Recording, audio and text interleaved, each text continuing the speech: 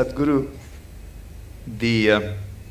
but the great work done by all the senior cardiac surgeons, cardiologists, and all the good doctors of this country.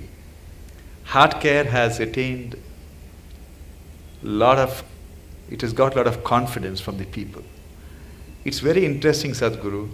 When I started my career 25 years ago, I left England 25 years ago. I started in Calcutta. If I told a patient then… Lot of heartbreak there.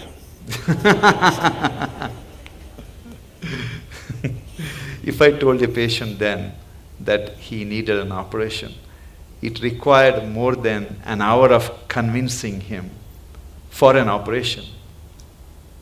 But today, I face a different problem. You're standing in a line. Today, Sadhguru, when I tell a patient, after seeing all the reports, that you do not need an operation, I have to spend 1 hour to convince him why he doesn't need operation. Everyone wants heart operation, Sadhguru. Is it for romantic reasons or…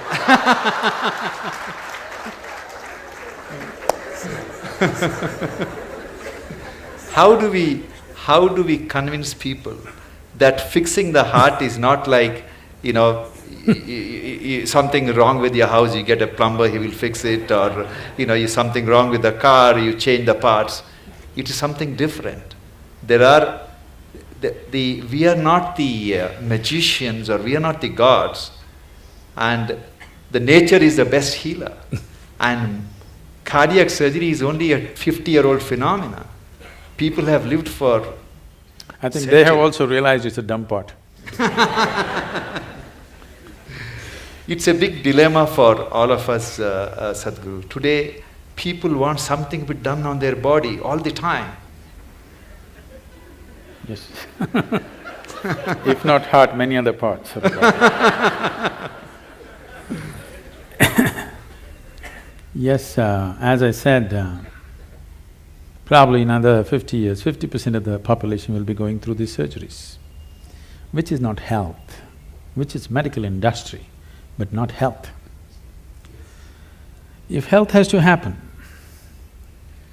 a culture of health has to come in. Not healthcare systems, not hospitals, not more doctors, not more surgeries, but a culture of health has to evolve. Right now, world is in a way of imitating everything that America does. They eat badly, they live badly, and they have a $3 trillion bill of healthcare. It's sinking the country, okay? It's sinking the whole nation, healthcare. We want to follow the same things. We want to dress like them, we want to eat like them, we want to live like them, and we want to get unhealthy like them, but our country cannot spend $3 trillion on you for sure, we'll let you die. Yes. We're not going to reach out to everybody and do surgery for 1.25 billion people. That's not going to happen in near future. And if it doesn't happen, it's a disaster. If it happens, it's a bigger disaster. That people do not know how to live well is a disastrous way. That I would say 70% of the ailments on this planet can be just handled with better sense of living, eating, atmosphere. If you manage, 70% will be gone. You can achieve this in 12 to 15 years of time on the planet if a determined effort is made by the people, by the policy, and by everybody concerned, particularly the hospitals. They can do a lot. Because when they're sick, they listen, Otherwise, they don't. When they're well, they don't listen. When they're sick, they will listen. They have years, more years than 2 when they're sick. That's the time to talk to them as to how to live better. These things are not new to us, these are very strongly rooted in our cultural milieu, but we are throwing it away for something which will bring us a lot of trouble. For immediate attention, for immediate intervention, of course, medical intervention is primary and it's most vital, there's no question about that. But long-term health will not happen because of medical sciences as we know it. Long-term health of a society or a nation or the planet will not happen that way.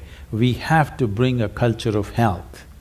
What is the way to live? What is the way to eat? How to keep our body? How to keep our mind? How to keep our breath? How to keep the atmosphere around us? If this culture is not brought into us from our childhood, I would say it must be brought into the school curriculum itself. It must be brought in, healthful ways of living, because if you do not build healthy people, you're going to have educated and sick people and you're going to build a nation or a world out of it. With sick people, you're not going to build a great nation, you can only build a sick nation. And that is happening across the world. The major nations are suffering enormous amount of illnesses. The most affluent countries who have no nutritional problems, okay? India's half the problem are nutritional problems. Right from their childhood, they've not eaten properly. Affluent nations who have a choice of nourishment, look at the level of health issues they have. That should not exist at all. When they have choice of nourishment, they should not have, I would say, 80% of the people should not have any health issues till they die. When 20%, 25% will get something, infections will come because of close proximity, those are different. But these are all on self-help.